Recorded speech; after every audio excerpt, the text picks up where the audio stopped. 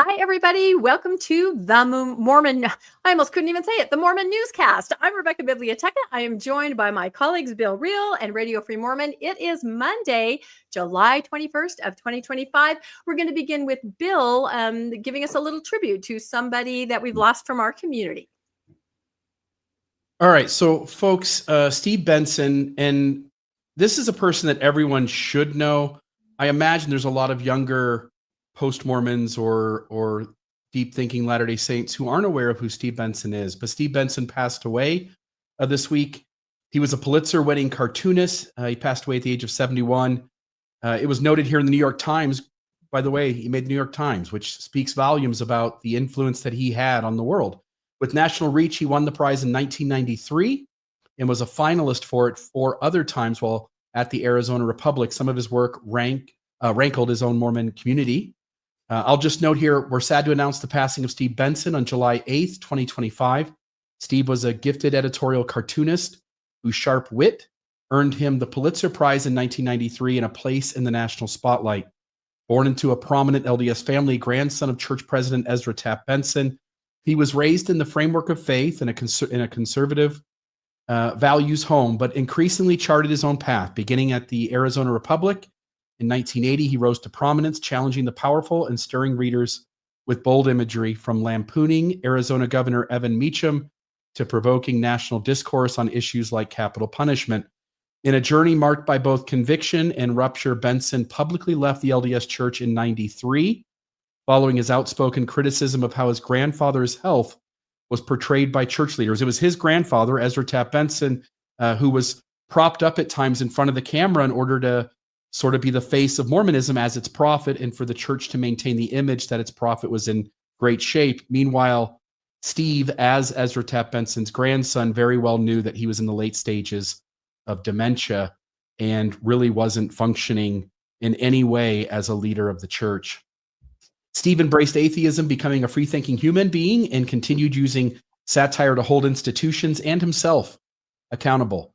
Benson may be best known within Mormon circles for his 1993 confidential meeting with Apostles Dallin H. Oaks and Neil A. Maxwell at church headquarters.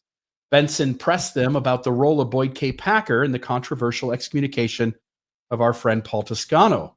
What followed revealed a rare moment of candor from Elder Oaks, who reportedly sighed and stated, "You can't stage manage a grizzly bear," in reference to Boyd K. Packer's getting involved behind the scenes in spite of the church denying that such was occurring. Benson will be remembered for drawing back the curtain on the human dynamics shaping ecclesiastical decisions, reminding Latter-day Saints that even the strongest leaders are not immune to the influence or metaphorical clawing. So we'll miss Steve Benson. I'll just note here a couple of quick things and I'll get comments from you guys. There's a picture of Steve on the left. Here's one of his artistic editorial cartoons. There's another picture of him on the left and another one of his editorial cartoons. "Don't you dare crucify me with Jesus." Steve looks to be sitting there as one of those rogue artists in this image. So he actually is a rogue artist. The church only wishes they could have had him under their control. Yeah. So we'll miss Steve Benson. He certainly had a lot of influence on our ability to gauge how far the church will go to prop up its leaders in a way that has them looking like they're functioning when they're really not, which leaves us all wondering when they are and when they're not, huh? I just remember that he was the first person that I'd ever come across that actually said something, that things aren't as they appear. As you said, pulled back the curtain. And I remember reading that when he said, "My grandpa doesn't send his love to all of you. My grandpa doesn't even know his own name right now." And I remember thinking, you can do that. You can say things, you can speak some truth, even if it isn't, the image that they're trying to portray. So it had an impact on me as the first person that I saw that said, wait a minute, things are not as they seem. So I'll always remember him for that. Well, I'm sorry. I thought you were at a period. I apologize. Close. Period. I'm done. Okay. So I want to say, I agree with you. I know exactly what you're talking about. And this speaks about what Mormonism is like as much as any other thing. And this is a common event, I think, that post-Mormons and a lot of still Mormons have experienced, which is you come to a point where you realize, wait a second, you can actually say what you're really thinking about the church because you see someone else do it, right? And you go, oh my gosh. Of course, usually they get excommunicated, and then you realize that's what happens when you do that. But not if you're the prophet's grandson. And that was the other thing that was so wonderful about what he did. It took courage. It took spunk. I really appreciate that he did this, because he also had the gravitas of being the grandson of the prophet of the church. And he, I think, was able to do this, whereas, me from off the street, I doubt that it would have ever happened. So he gets a one-on-one, a one-on-two meeting with two apostles, Elder Oaks and Elder Maxwell. And Elder Maxwell doesn't really figure in this so much, but then they're talking about the rule that the church has set itself, that the leaders at the top will not, do not, never do, honest to God, we never ever get involved in the local disciplinary decisions in the wards and stakes, except that Elder Packer did get in contact, either got in contact with the stake president, or I think the stake president reached out to him to try and be accurate, and Elder Packer took the call, let's say, and there was some discussion about it. So that was a violation of the rules. Elder Oaks knew that. That's what he meant when he said it's hard to stage manage a grizzly bear. The only thing I wanted to correct on that synopsis at the end there, Bill, it's not really a correction. It's just to make it clear that it wasn't just the church who denied it. It was Elder Oaks. Shortly after that, this is all September of 1993, Elder Oaks was asked by, I think the Arizona Republic, whether this had happened, whether Elder Packer had gotten in touch with the stake president, and Elder Oaks feigns a loss of memory. I have no information on that. I have no reason to think that's the case. And that's when Steve Benson stood forward and said, wait a second. Maybe you forgot this conversation you had with me within this past month or two, but I haven't. And then I think that Elder Oaks was left to say about Steve Benson that he didn't really value his commitments to secrecy and confidentiality. See, when secrecy is something you want, it's confidentiality. So I'm sure he said he doesn't appreciate a confidence, but basically he had to eat crow on that. And this is one where he was really, really caught off first base. No question about it. And that's all because of Steve Benson. So I praise his name, and I hope he rests in peace. Yep, there it is. It kind of it works perfectly as long as everybody toes the party line of not saying things as they really are. But as soon as somebody kind of breaks out and does that, then there's a big mess to clean up. And we've seen that a lot recently. And I'm sorry for interjecting that whole thing in the middle of this story, except for the fact that I think this story is one of the stories that cannot be forgotten, especially when it's not just history. This is current events. Yep. Elder Oaks is the first counselor in the first presidency. And upon the demise of President Nelson, Oaks is going to become the president of the church. And things haven't changed, RFM. President Monson was in the late stages of dementia as well. Inside sources, Ryan McKnight had an inside source. I had an inside source at the time. President Monson was propped up basically in a room, given root beer floats, and watched What About Bob every day because that was his favorite show. And down the street. And so the church still does this thing that when its leaders become frail and feeble, it pretends as if they're still super strong prophet, seers, and revelators. Yeah, it's the old USSR thing. Yeah. Yep. Back in the USSR, that should be the theme song for the LDS Church leadership. That's it. And I don't know what would be wrong with saying, look, they are feeling the effects of age, much like your grandpa or your so-and-so. Why not just be honest about it? But they have to look strong, robust. The Lord is preserving them, because the way you become the next prophet is the current prophet dies. So it's a very interesting system, but it really is. And you're right. This is another in a long list of examples of the church and its relationship, such as it is with the truth, which is that whenever there's a distinction to be made, a choice that has to be done, the church is going to go for appearance over reality. Every time they want to look good, and they will always opt for looking better than they are instead of just, being straight with people and being transparent. Yeah, I think so too. And I feel like Steve Benson, he really drew attention to the fact that I think it's elder abuse in a lot of cases with these extremely elderly and infirm. I remember also hearing about President Monson. Someone ran into him. He was sitting in a chair in a hallway of the church office building. And he said to this person, I don't know why I'm here. They just put me here and I sit here. Good heavens. Would you even want your grandpa in that scenario? No, you wouldn't. Or your dad. I don't know. It's unkind, I think. So, but that's a whole nother podcast. Anyway, Steve Benson will be missed. Let's go to our slide of the stories that we're going to cover. Because boy, we have a lot of, I said to RFM before the show, I had to keep deleting stories because the new ones kept popping in. There's just been a very busy news week. I'm going to talk about a temple training video that is causing some problems. RFM is going to talk about a judge who puts a hold on mandatory priest reporting. And we're going to learn in RFM's segment that he is indeed a prophet. We're going to have some proof of that, which is going to be great. It's not that hard after all.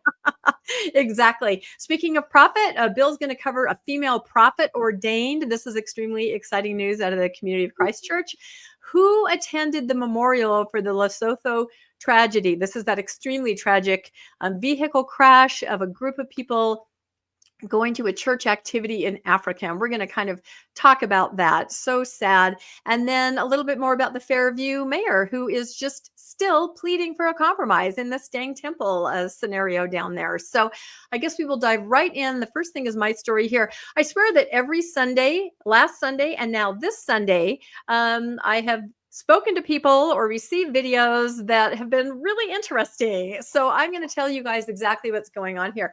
I'm titling this segment, Elder David A. Bednar Targets LGBTQ Members in a Temple Training Video. So this is kind of how it went down. I put a short out today and I've gotten a lot of interesting feedback. Of course, always being called a liar. That's always fun.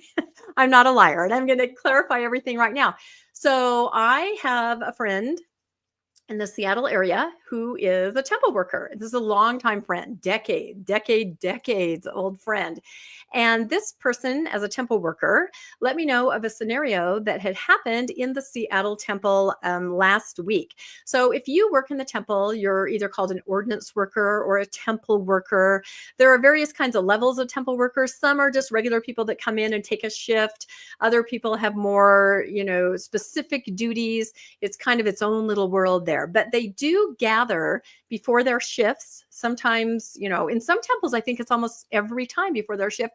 In others, I've heard that it's, maybe just on a need to gather basis, but it's basically for training, a devotional perhaps, maybe procedures that they need to talk about. This group is coming in today. We need to do this and that. Anyway, just touching base with the group, which, any corporation does that, right? When they're fielding a lot of people that come in every day, or not so many people. Anyway, so my friend let me know that last week there was a training and they showed a training video. And I guess that's pretty common, little segment.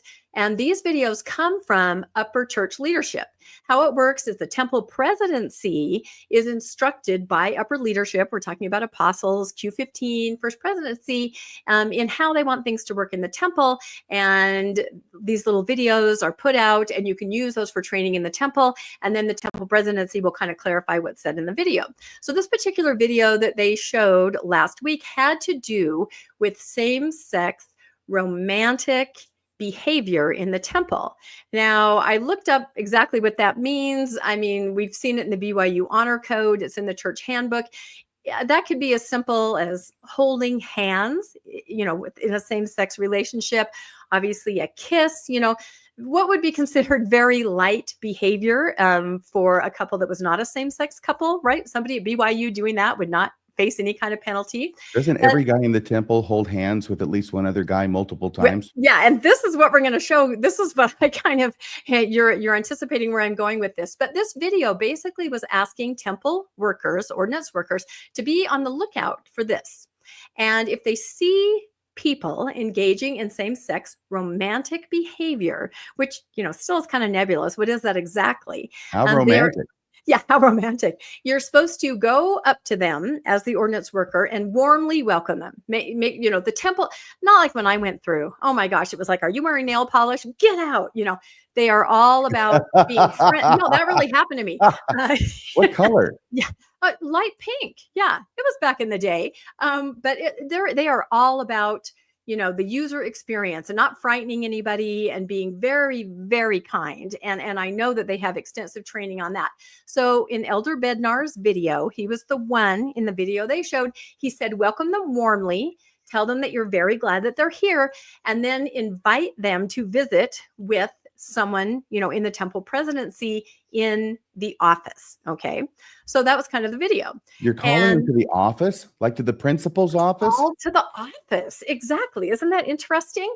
And so, of course, the temple workers had some questions about that. The first question was, how do we exactly tell the difference between, say, a father and a son? Arm around, son, I'm so proud of you. It's your first day at the temple. Or a mother and a daughter sharing a hug. Maybe they had gone to the temple and they were wrestling with a question in the family. And, the temple can be a very emotional place, especially in the celestial room. When you gather, people go there for answers. They go there often with family members. And so the question from some of the temple workers was, well, how exactly do we tell what kind of behavior this is? And the temple presidency, according to my friend, didn't, just said, kind of do the best you can. I think people thought there's a lot of margin for error here. This could be really misconstrued. By the way, Rebecca, like I told you earlier when you told me this part, I said, this is what passes for training in the LDS Church. Seriously, this is what passes for training. Yeah. I'll do the best you can. It is. And another question some of the temple workers raised is, what if it's someone, say, from another culture that's more demonstrative, more than we are used to, basically, what if some people are just huggers, right? They're going to go around and hug everybody. Is that something we need to, how do we do this exactly? The other question they raised is, what if they ask us why? Why do we have to go to the temple president's office? What should we say? And the temple presidency, whichever person was there, conducting the training, said, well, kind of do the best you can and really feel sorry for us because we're the ones that have, to talk to them. And they explained that the reason, and this is what I think is very interesting, the reason for seeing someone who may be engaging in romantic same-sex behavior in the temple, the reason they need to go into the office of the temple presidency is so that they can find out who their bishop and who their stake president is. And then the temple presidency can contact the bishop and or the stake president and find out what the story is on why this temple recommend was signed. What is the scenario with this person? So basically, to me, it seems like it's asking the ordinance workers to be the eyes and ears of, upper leadership to see what's going on the ground. Now, my friend missed this, Rebecca. Because I think this is a very important point, and I want to underscore, what did your friend say was her basis of knowledge about being the eyes and ears? In other words, trying to figure out who these people are so that the bishops and stake presidents can be contacted. Yeah, well, I mean, that's just kind of what they were discussing, that, we need to be on the ground and what, because how is somebody, in the church office building going to know what's going on in temples? And as I understand it, this video can be shown in training in any temple in the world. I would love it if anybody is friends with a temple worker, to find out if it's shown anywhere else. So my friend was very disturbed. Other temple workers in the room with my friend, they were more just questioning, how do we do this exactly? But my friend is very much an ally, and my friend was very disturbed. So my friend went back to another shift training to make sure that there wasn't a misunderstanding. Maybe the video didn't come across right. Maybe my friend got done with her shift and then went to the next shift training so that she could be there to watch the video again. Yeah, exactly. Just to understand exactly what was happening. And it was the same video and it was the same instruction. Please invite them to the office, and we need to make sure that we contact the bishop and the stake president to assess the situation, as vague as that sounds. So, and again, this is in the Seattle, Washington temple. And I'd be really curious if anybody else in any other temple who gets training, because temples all over the world, temple presidencies all over the world, and they have access to these videos, from upper leadership giving instruction about what needs to happen in the temple. So that was pretty interesting to me today. I put that out as a short, and of course I got a lot of feedback on that. Seems like I'm always getting feedback on videos lately. I don't know. So, of course, there is no copy of this video. It happened inside of the temple. So all we have to go on is my, decades-long friend who, of course, I trust completely. And her reaction, she was extremely upset. And I can't go into all the details, but took action based on, for herself personally, based on what had happened here. So I started Can I say thinking something before you get to this? This is very funny. Sure. What I want to say is that presuming, for the sake of argument, we'll presume this is true. Mm-hmm. Okay. That's all we can do really is presume, right? Right. What it speaks to me of is that the leaders of the church, the top leaders, are concerned about their bishops and stake presidents giving temple recommends to people that they know are gay or in gay relationships. Yeah, no, I think you're absolutely right. How do we figure out, how do we find out what bishops and stake presidents are doing this? Well, we will go to the temple. We'll have the workers there look for any gay people. Okay. Any gay activity. If your gaydar goes above a 5, you need to take these people and tell them to go to the temple president. We're going to find out where they attend, so we know the name of their bishop and their stake president, and then we can reverse engineer this puppy and hold those guys accountable. If this is correct, I think that the leaders are really struggling to get control of the church. Yeah, no, I think that's true. And I think, what was I going to say? I just lost my train of thought now. I can't remember. Anyway, no, I think you're absolutely right on that. Oh, I know what I was going to say. For people that aren't familiar with kind of the rules of, being a member of the LGBTQ community and being able to go to the temple, you can do anything in the church as long as you're not in a same-sex relationship. You can be a member of the LGBTQ community, but the moment that you are in a relationship, get married, start dating, start exhibiting romantic behavior as simple as a handhold, that's when you are going to butt up against leadership and you might have a problem. Any thoughts on that, Bill, before I just show some other pictures? One of the signs they look for is a long and lingering patriarchal grip. Remember, though, that's not a... Okay, yes. There's a linger longer. Unless your last name is Bird, and then you seem to be able to. So there are a select number of gay members of the church who seem to be on the right side of the good old boys club in some way, that the rules don't apply to them. They get to be in the thing that no one else is allowed to be in. So there are exceptions to the rule. Yeah, no, I think you're absolutely right. And I just started thinking about, just people that go to the temple and just express, love or affection. And I thought about how many pictures we see of the church leadership.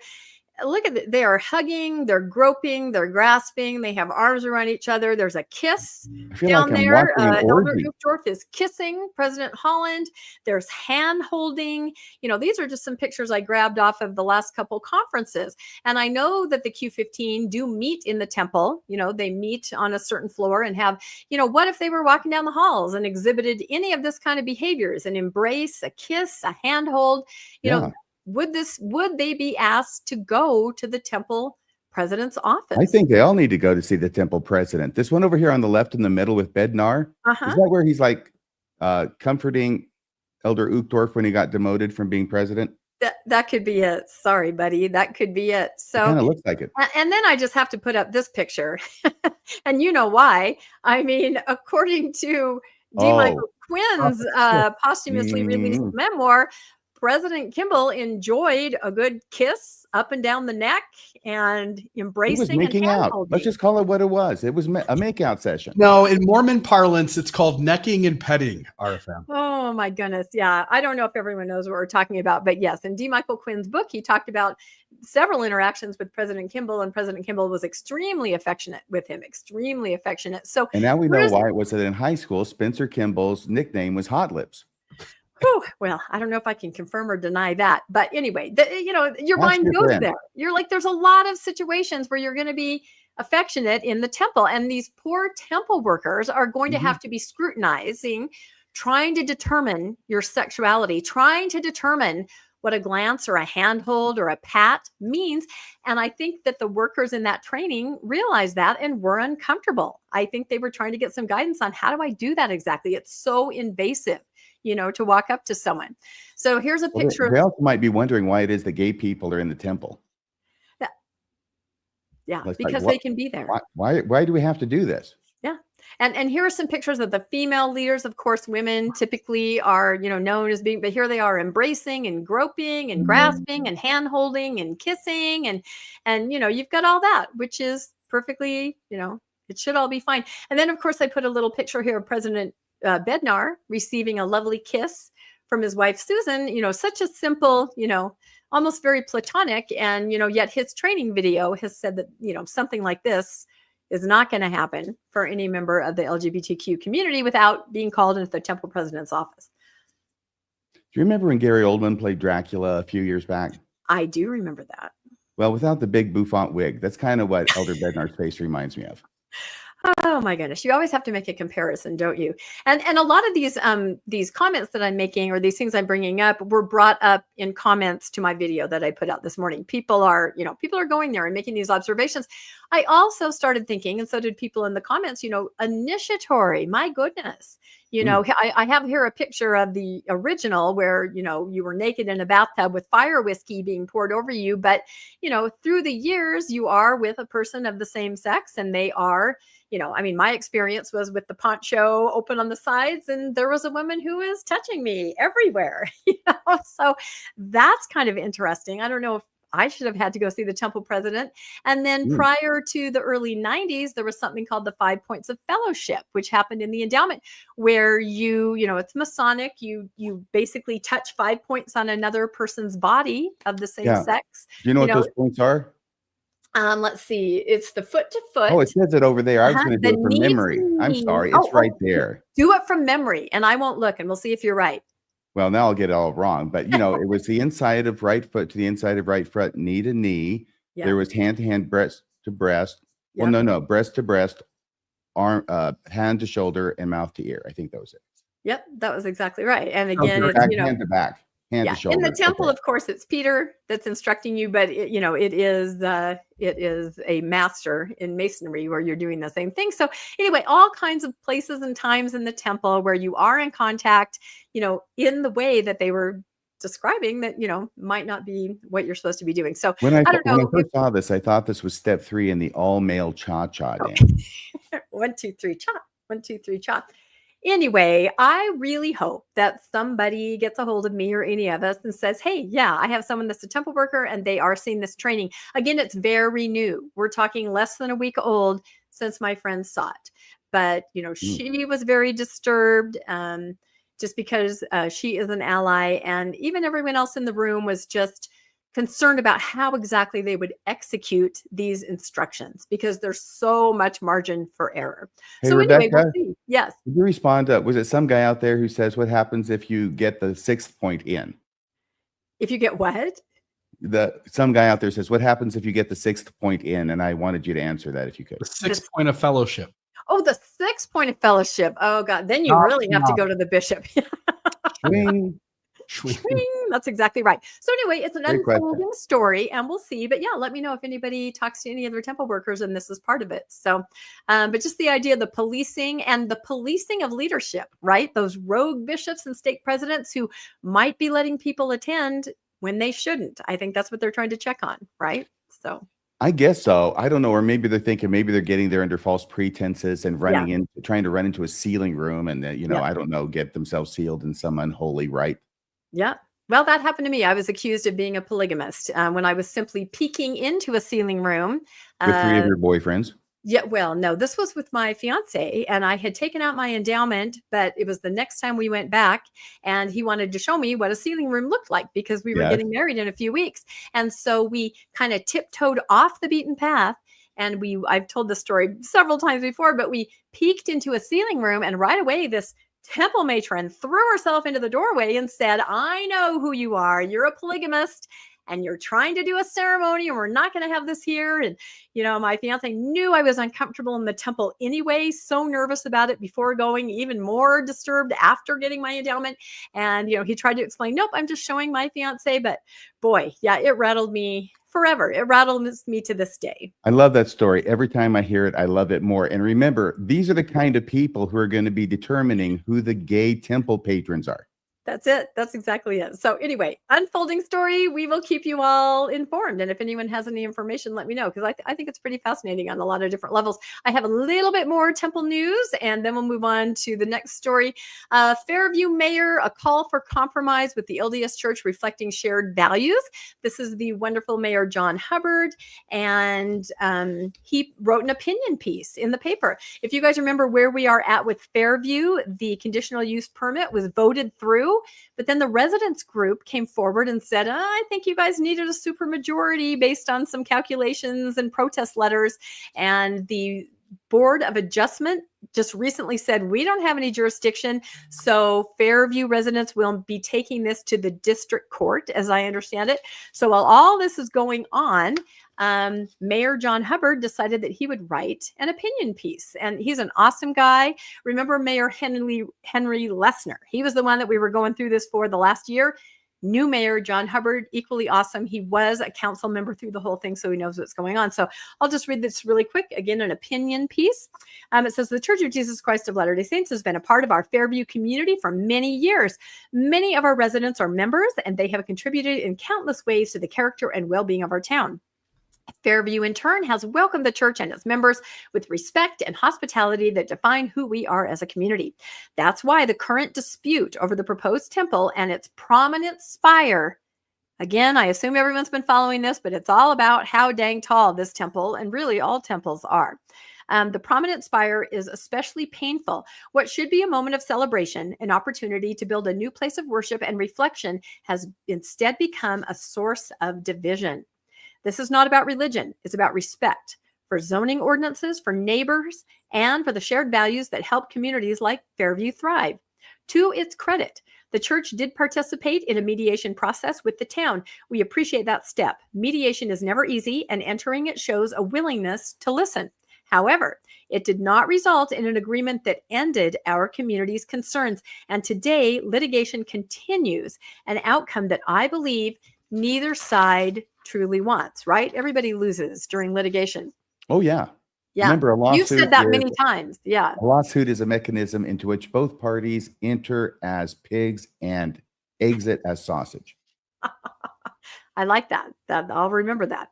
All right. He goes on to say, a group of Fairview residents known as Fairview United, or FU, is challenging the town council's April 30th, 2025 approval of a conditional use permit for the construction of the temple.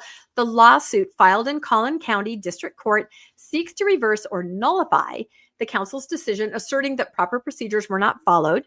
There is presently no timeline outlining how the litigation will move forward. So the ball is kind of in Fairview United's court. There is, however, still an opportunity to move forward in the spirit of cooperation and mutual respect. The church has consistently expressed a desire to be a good neighbor and to live our principles of peace, respect, and community engagement. How many times has the church said in all of these temple scenarios, we just want to be a good neighbor? And I think about that. There's a difference between wanting to be a good neighbor and taking proactive steps to be a good neighbor, right? I think there's some verses in the Epistle of James, chapter 2, about that. I don't know if Mormons know those. Yeah, exactly. I mean, I can say I want to weigh 110, but until I stop eating cookie dough before the cookies are made, it's not going to happen. So wanting and doing are two separate things. So he goes on to say those values are deeply meaningful, and I believe this moment calls for renewed commitment to them. He says specifically, I urge the church to consider a further compromise. Now, they did compromise, as a little side note, in mediation to take the spire down from 173 feet, good heavens, down to 120. But 70 is what everybody is hoping for, the sweet spot. And they've been told, asking over and over again, that it's just God that wants it 120, just God. That's all. Not much you can do, just God. So he says, I urge the church to consider a further compromise on the height of the temple's proposed spire. Doing so would demonstrate that this building is more than just an architectural statement. It reflects faith lived out of action. Love that. It would send a message that the church values harmony over division and dialogue over litigation. A temple built through collaboration can become a symbol of unity and reverence, but if built through conflict, it risks becoming a lasting symbol of controversy in our community. Cody, Wyoming has entered the chat, and many other towns right there. Fairview is a place where differences are resolved through conversation, not confrontation. The church has always said it shares those values. There is still a path forward. Let's take it together. So I applaud Mayor John. That was really, really good. He's really trying to say, come on, we can do this together and everyone will be happy. Yeah, he is. But, on the other side of the argument, the church already compromised once. And now they're asking them to compromise again, which means they want 2 bites at the apple. And I could understand the church kind of taking offense at that. Right, but what did they really compromise? 173 is an arbitrary number, just thrown out there. Well, by God, who then changed his mind? It is arbitrary. At least when they're in codes such as these, they're arbitrary, but they're still there. And all I'm saying is that they compromised with the city. It was non-binding arbitration to the amount, and they reduced it. And now the city, it doesn't make any difference, at least not to me, and I don't think to the church. If it's a different mayor, it's the same city. And now they want you to, we already agreed to this. And now you want us to, no, we're not doing that. Well, ideally what they wanted is 70 feet, right? 70 feet. It's not that hard. It's just a little shorter. So anyway, we'll see what happens next. This was picked up in a couple other papers. The Houston Chronicle. It's about respect. Tiny Texas town pleads for the compromise on LDS temple. So the bad press continues, still. This has been ongoing for what, a year and a half? It's pretty incredible. And really the question here is, right now, the LDS Church is in the process of submitting their plat. That means that the church has to submit a revised plat that will be filed with the county before they can get the building permit, right? And this plat has to reflect all the changes and conditions that were talked about in all of those meetings that we watched together, right? The temple has to be turned off from this time to that time, and it can't be this and that. So as long as everything that was addressed during that meeting is in this new application, it's just administrative and it's going to get a stamp. However, here comes Fairview United, right? And the question there is, will Fairview United request and the district court grant an injunction before the LDS Church gets their plat approval and building permit? Meaning that Fairview United and their lawyer could say, hey, we got to table this for a little bit because we're still going to be going through the process in the court and we can't do anything now. So it may stall. We don't know what's going to happen next. Any thoughts or comments? I think I already gave mine. I think you did. I'm just saying, if I'm representing the church, everything that the mayor had a really good letter. Okay. Yeah. I usually don't think much of letters, but his letter that was kind of pushing the whole thing. These are your values, live up to your values. That was the best part of the letter. I think that was the most persuasive part of his letter. But on the other hand, looking at it from the other side can look at that and say, yeah, so we already did that. And now it's your turn to be true to your word and keep your agreement. Yeah. I'm with RFM. At this point, you have the city who's in a fight with its city council. That has nothing to do with the church now. Yeah. There also were things that they requested the LDS Church to do in order to get a pass with this, but with qualifications or caveats. And so the churches already has to make the next move and decide whether it's going to do those or not. And now to go back to the LDS Church and say, I know we agreed with you on these things, but now we want you to even go further. That just seems, they've taken it as far as they wanted to, and now they want to take it further. That doesn't seem fair to the LDS Church. Mm-hmm. I think they're just trying to say, can't we all get along? Honestly, the steeple has nothing to do we all with just, what happened abide by our agreements. Yeah, well, that's true. Although more and more, the steeple doctrine is creeping in there where, they're saying it is very important. So we'll see. All right. There's a little bit more temple news. I swear it gets weirder and weirder. I'm not kidding. It was a weird temple news week. So this is a video that somebody sent me where a woman who's an influencer on the LDS faithful side had talked to a general authority about temples. And she got some information about, why are there no more Moronis? The church has figured out that, it looks in other countries like we're worshiping a golden statue of Moroni, right? In countries where they worship golden statues. So no more Moroni, this general authority, unnamed, told this woman things like the church will never go into debt to build a temple. You don't go into debt when you have, $350 billion, yes. Things like that. So, but one of the most interesting things that she said, and she kind of asked the questions, true or false, right? There have already been so many temples announced recently, right? It's likely going to slow down a little bit, right? Slow the you-know-what down. Is this true or false, do you think? Are we going to slow down? What do you guys think? I know because I looked ahead. Oh, you should never look ahead. It's fun to take the poll without looking. Okay. What do you think, Bill? Are we slowing down on temple building according to this unnamed general authority?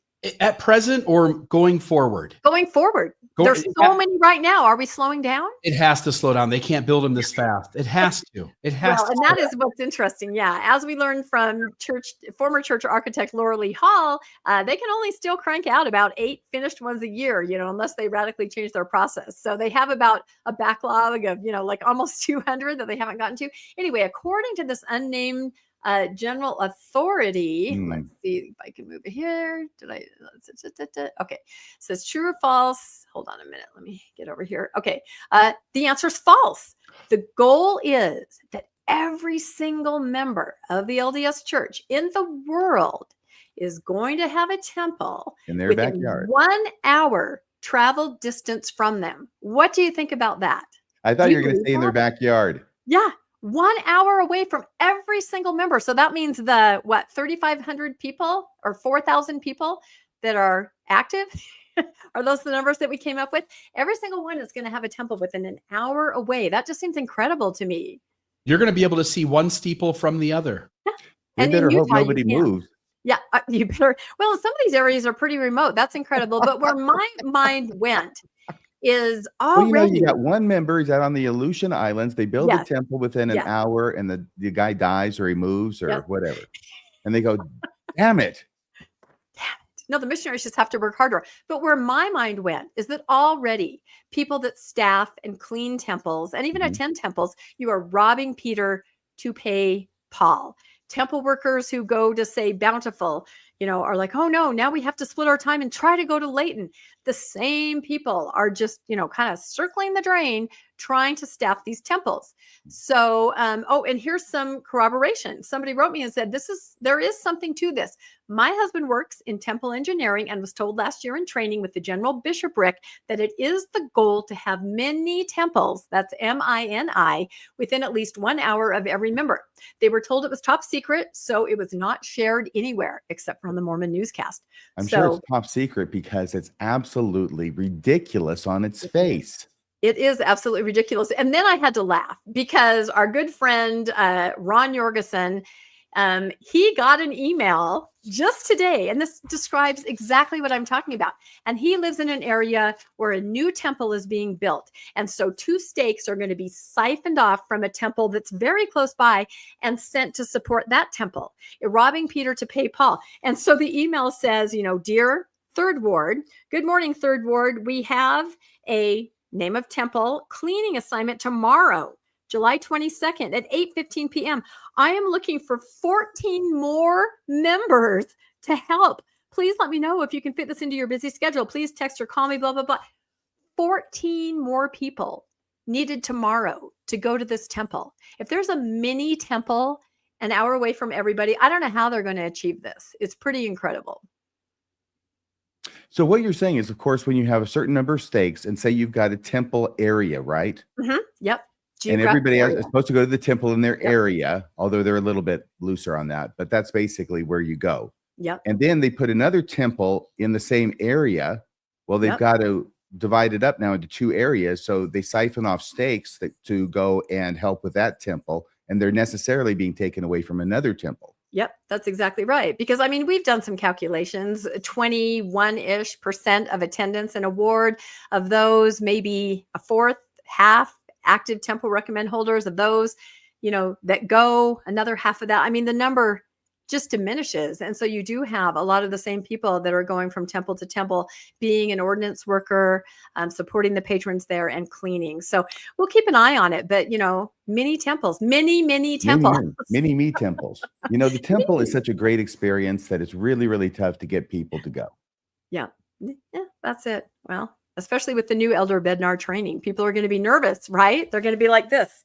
kind of looking around. So, all right, I have one more little temple thing. I just couldn't resist putting this in because I mean, it just can't get weirder. I'm not even kidding. Okay, so I'm going to have RFM read this. There is a Facebook page, Instagram page, where you put in your area code and it's called Missed Connections. And you might post, hey, to the barista at Starbucks on 52nd Street with the red hair, I saw you and I thought maybe you winked at me. Would you like to communicate? Right? Missed connection. Hey, I saw you at the gym. You were driving a yellow car. You know, I thought you smiled at me, that kind of thing. Here's So one. you're supposed, it's like help wanted. It's like help wanted, kind of. And Now, you're putting out an ad and Yeah. you're hoping that this other person is going to peruse Right. the ads and read this say, thing and know "Help that you're the me." one that's, Yeah, and maybe exactly. there's something there and you're my true flame or my, whatever that's Exactly. called. That's it. A missed connection. That's it. So this one came to my attention and it has to do with the temple. Now, this is really a post on this site. Whether or not the post itself is real, I don't know, but there were a lot of comments on it. So I thought maybe RFM, Oh my you could gosh. read this. This is Yeah. going to be very triggering for me. I want you to know. And if you, I'm sorry. want Would to you know rather why, have you can Bill ask read it? No, I can read it. I can power through this thing. Okay. Okay. You want to know why, you can ask my first why. Oh, But here we dear. go. I'm sorry. We both serve in the Blank. Salt Temple. Lake Temple. Yeah. I wanted to make it anonymous. You all, we don't know what temple it is. It could be any temple. Yeah. Well, But in anyone can the go to this. 208 misconnection, it does Yeah. have the name. Anyone can go to this Facebook site and you will find this probably about 20 posts down. Okay, but it does have the name of the temple there. Yeah. And Ooh. probably 208 gives it away. That's an Idaho number, right? Very good. Nancy Drew. You're Nancy amazing. Drew. We both serve in the Idaho Falls Temple. You always bring a calm light into the room. Quiet, steady, reverent, so sexy. We've shared glances, small conversations, and a kind of unspoken head bowing and saying of, I do, that's deeper than routine. You recently asked me to do ceilings with you at the Idaho Falls Temple. That invitation hasn't left my heart since. I don't know exactly what you meant by it. Maybe it was just spiritual. Maybe it was carnal. But it stirred something in me. We're both married and not to each other, if you know what I mean. We both live with covenants, and yet there's something undeniably present between us. If you see this, Not the Holy Ghost. Yeah. Oh my gosh. if you see this, and you feel, it could be one of our listeners that we're bringing it to their attention right now. That's If you what I'm see this saying.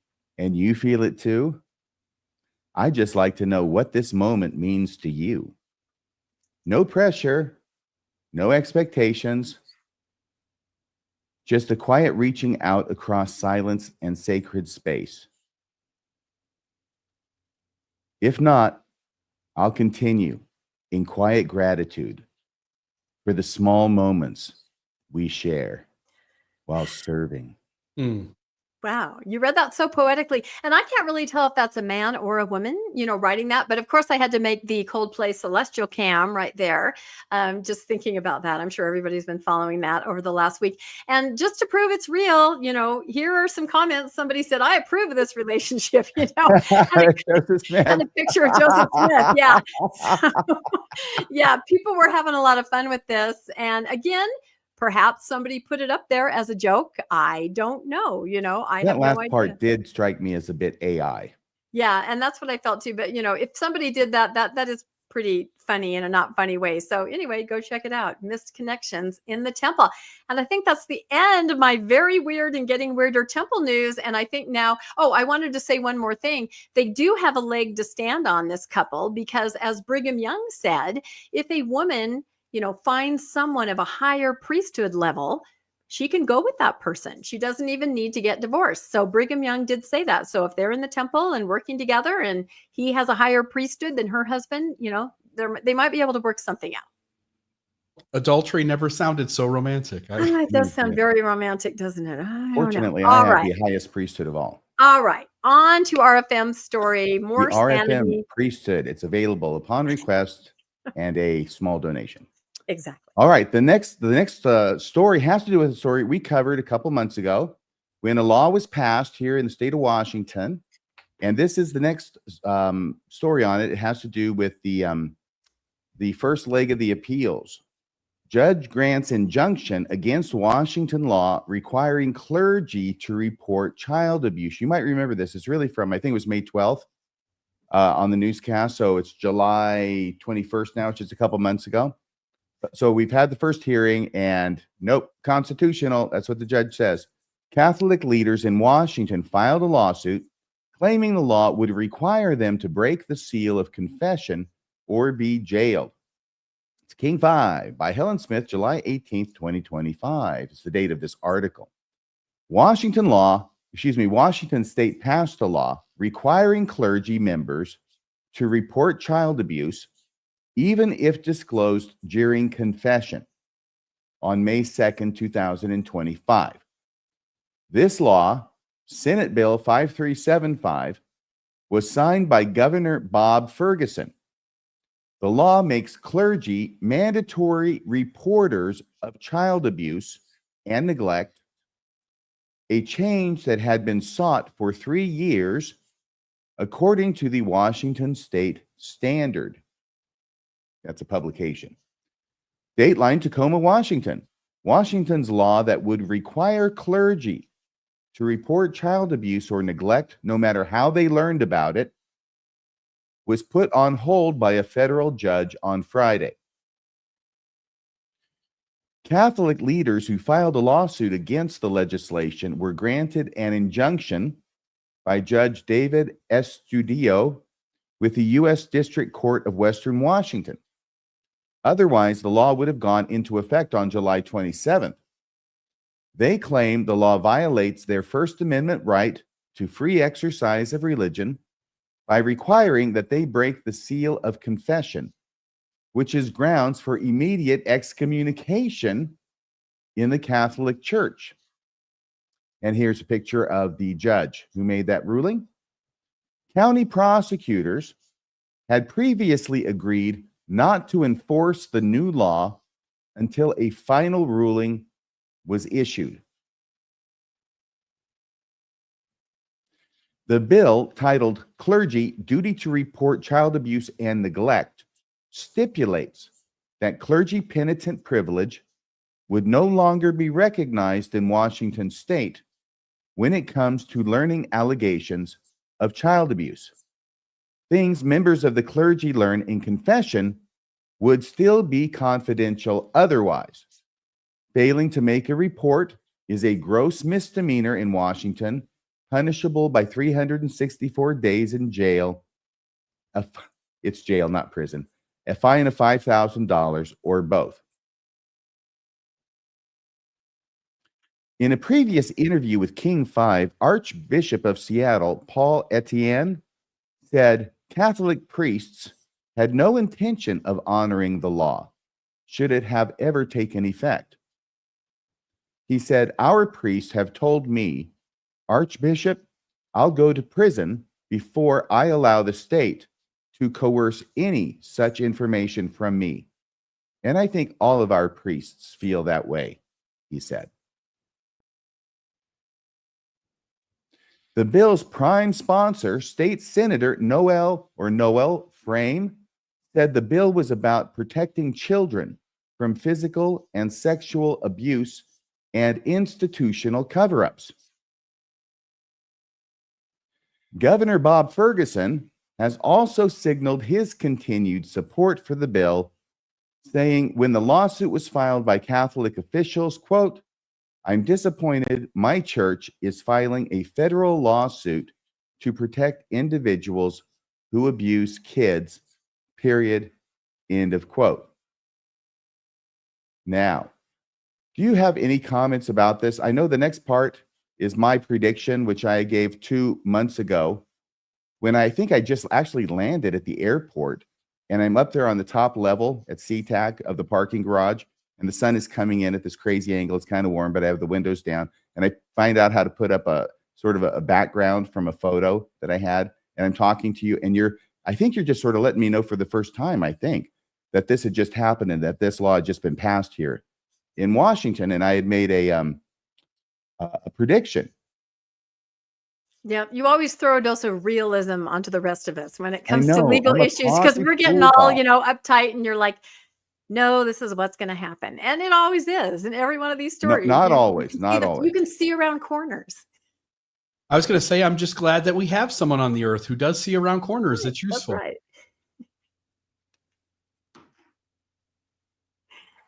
Like Mr. Fantastic. He can see around corners and over the tops of buildings. Did you like that movie, RFM? I haven't seen it yet. Oh, you I think haven't it seen comes it? out on Thursday, at least up here. Okay. I've got my fingers crossed.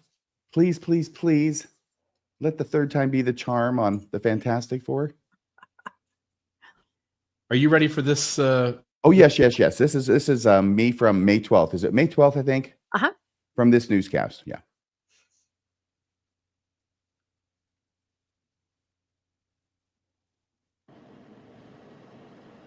Yep. RFM, any thoughts? I say this is a no-brainer. Of course it's unconstitutional.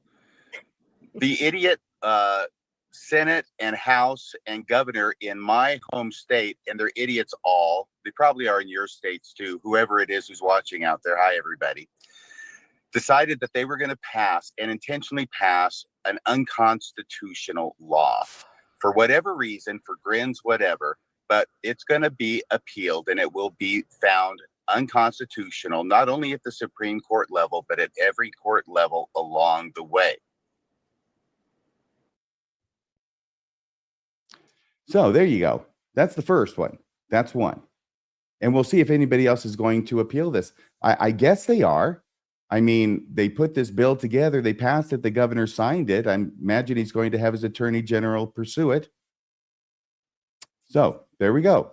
We'll see what happens from here on out. Now, a lot of people, they don't like it when I say these things about, you know, it's not constitutional. And what I want to do is, instead of having a discussion about the law, I just want to tell you about an episode in history and a very, very famous speech, a short speech, very famous speech from a play made into an Oscar-winning movie called A Man for All Seasons, which I think was from 1966. And I would encourage you to watch it. You can get this scene if you just want to watch the scene. We can't play the scene because bad things happen to us and things get rained down on us from above if we play scenes that are copyrighted. But I've got this a little bit, the script portion, and I'll read it to you here in a second. But it has to do with this guy, okay? Richard Rich, not Richie Rich. This is a great, great, great, great grandfather. Richard Rich, 1496 to 1567. He's a bad guy. Was a prominent British royal official who played significant roles in the reigns of 4 monarchs, beginning with Henry VIII.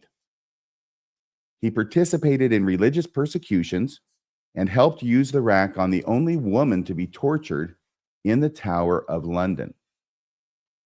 This bad guy, Rich, is also a character in Robert Bolt's play, A Man for All Seasons. In the play, the disreputable Rich, this bad guy, seeks a position of prominence from Thomas More, who rebuffs him. In a powerful scene, Thomas More's future son-in-law urges Thomas More to arrest this bad guy, Rich. Thomas More says that this guy, Rich, has done nothing illegal, but the son-in-law objects that this is only a technicality since Rich is morally bad. And here is this little bit of script, okay, on 2 slides. William Roper, that is the son-in-law. You can see the back of his head on the right here in the little screen grab. William Roper says, so now you give the devil the benefit of law. And Sir Thomas More, played incredibly by Paul Schofield, says, yes. What would you do? Cut a great road through the law to get after the devil? The son-in-law says, yes, I'd cut down every law in England to do that. And here's the line from Sir Thomas More. Oh, and when the last law was down and the devil turned round on you, where would you hide, Roper? The laws all being flat. This country is planted thick with laws from coast to coast. Man's laws, not God's. And if you cut them down and you're just the man to do it, Do you really think you could stand upright in the winds that would blow then? Yes, I'd give the devil benefit of law for my own safety's sake. And that is that scene. So, any thoughts from anybody else or comments? I've been talking for quite a while. You have to say scene, right? You're done. Yes, and scene. And scene. Well, my first comment is I think I was wearing the same shirt in that video that you showed. How embarrassing. That's awkward. No, were you? I don't think so. But it was close. That's why I was looking at it. I was like, oh my God, how embarrassing, right? Exactly. No, we just appreciate you being on the panel because you really can kind of, help us understand this and cut through these things because, on the surface, we're like, what the heck is wrong with those guys? Of course you're going to report. Someone in the chat said parents should be aware and not send their kids to church. Sometimes I feel that way. And, a parent's got to do what they got to do to protect their kids as they see fit. Yep. I sometimes think that in a certain way, the law is designed, or at least it gives more protection to the rich and powerful. They have more ways to get around things. So whether there's a good law or a bad law, you have two things. One is that we've got to play by the rules. There has to be rules, which is sort of what that whole movie script was getting at. There has to be rules, and the rules are what keeps us safe from the bad guys.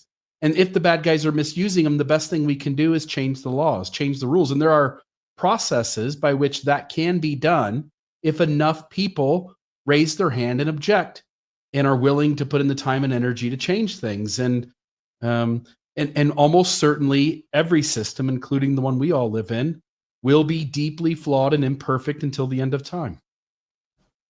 Yes, you're right. And by the way, of course, it's subject to change. The Constitution contemplates that. But if you're going to change the Constitution, you have to do it not by a state passing a law, a piddly little law from a piddly little state or a great state. It makes no difference which. You have to have sufficient support among the populace and or the representatives in order to change the Constitution. And it's been done a number of times.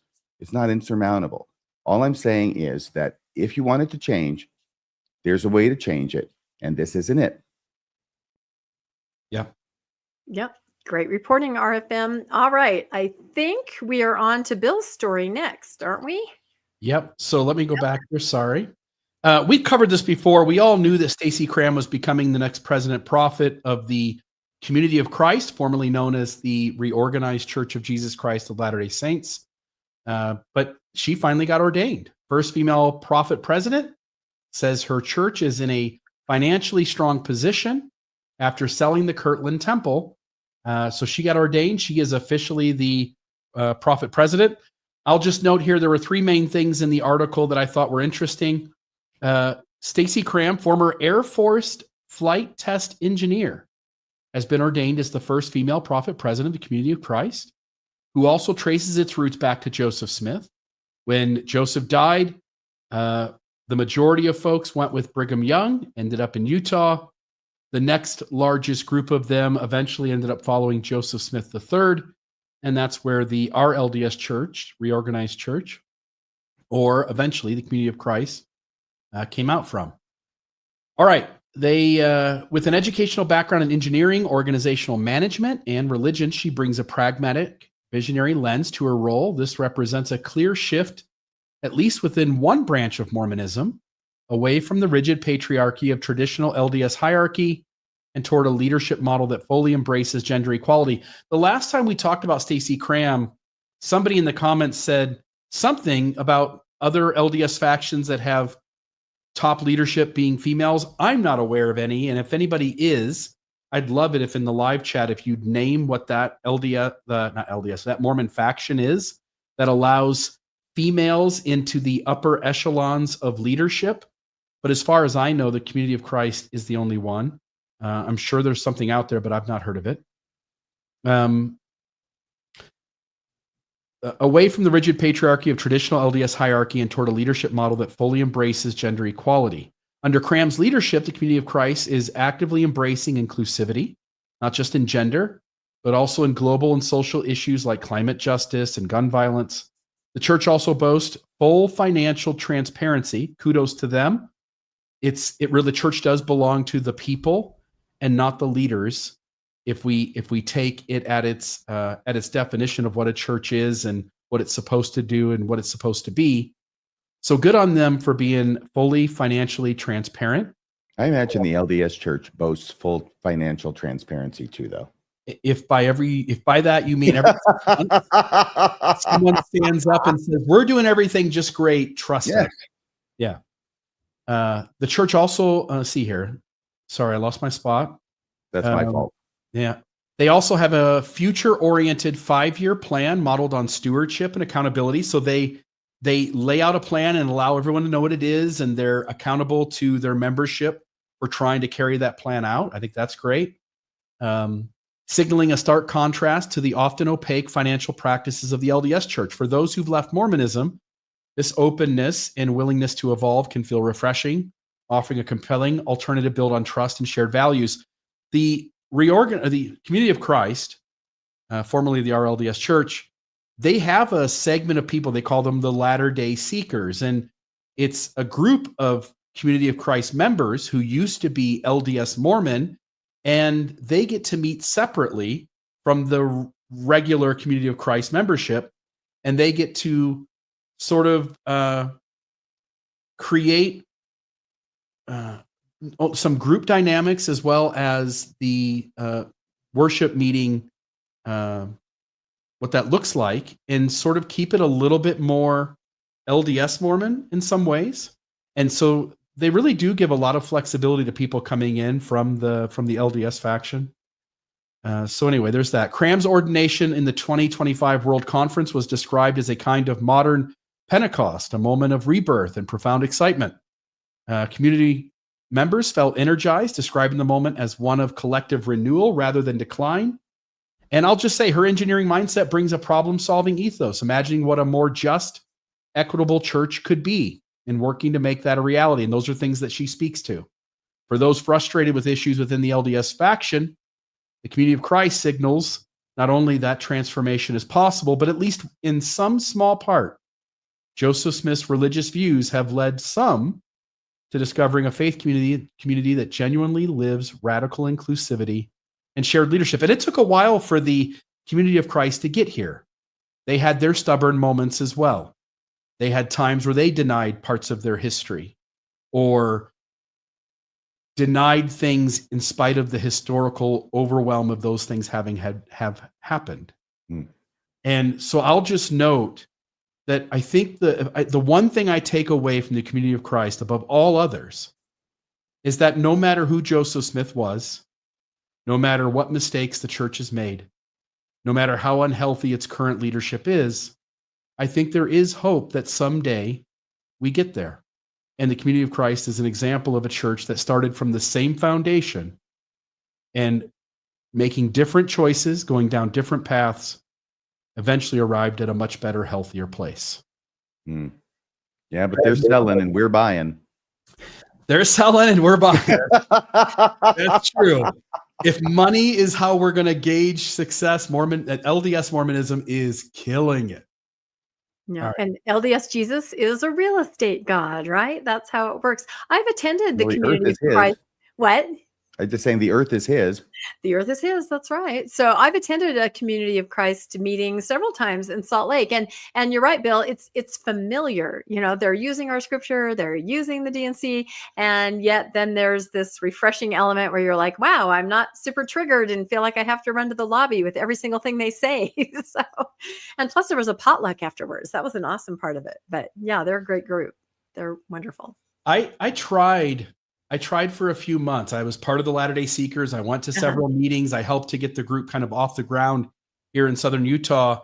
Nancy Ross, professor at the university here, who's also a very influential person in the post-Mormon spaces, was a big part of that as well. I think she still might be there, but it just, I don't know what it is. Like once you stepped away from LDS Mormonism, there's something to the way it does things that nothing else gets close to that. So even though it's not true, even though it is so unhealthy and it lies at every turn.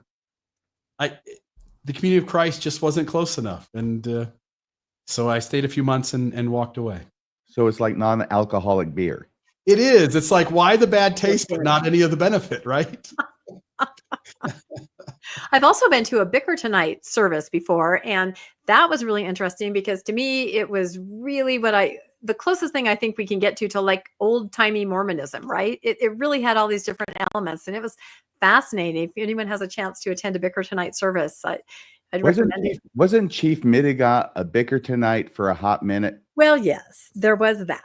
About 2 weeks. Yeah, they didn't quite know what they were in for there, and they quickly had to say, They were warned. They were warned. They were warned. Yeah. We still don't know what's on those birch bark scrolls, do we?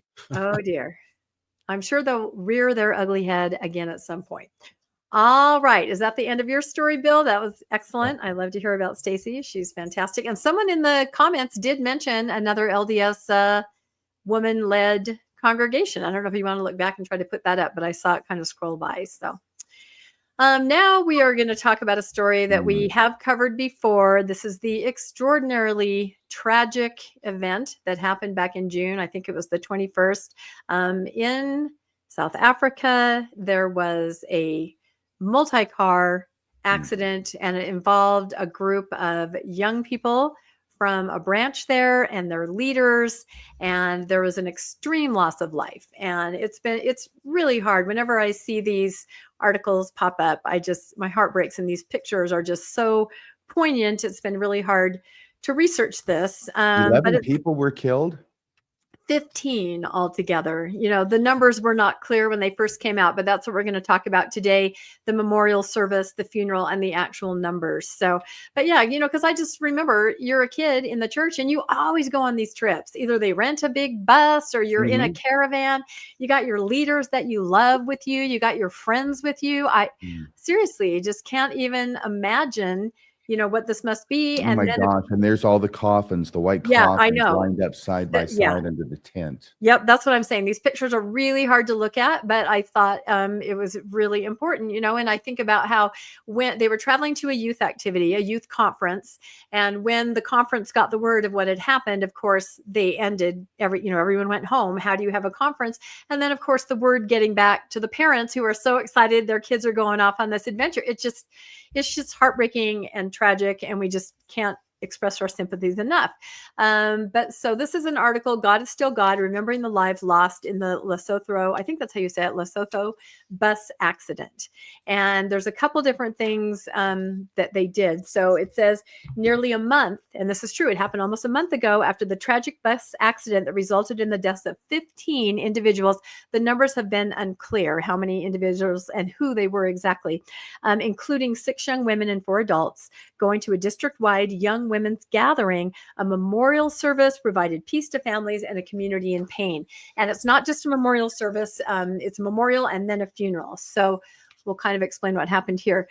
So it says nearly 500 individuals gathered under tents at a local soccer field in Lesotho on Wednesday. Okay, this is the memorial service, smaller than what's going to happen on Saturday, to share memories of loved ones, to comfort one another during a time of intense loss. Then 3 days later, on Saturday the 19th, a crowd of more than 3,000 with 11 caskets on the same soccer field as part of a shared funeral service. 4 others who died in the accident, because this was a multi-car kind of a pileup, have or will have separate funerals. But the LDS here are the 11. The sunrise service came after a night of heavy rain that settled the dust and cleared the air. Like I said, these pictures are just really difficult to look at when you think of the ages of these young girls. Among those in attendance from the Church of Jesus Christ of Latter-day Saints were leaders from the branches in the area, mission leaders from South Africa, Johannesburg Mission, and Area 70 was there, and he was actually presiding. Now, this is not a general authority. This is an Area 70 who was the top leader there, and he was presiding. Civic leaders attended, tribal chiefs, members of the parliament, and district leaders, and the prime minister.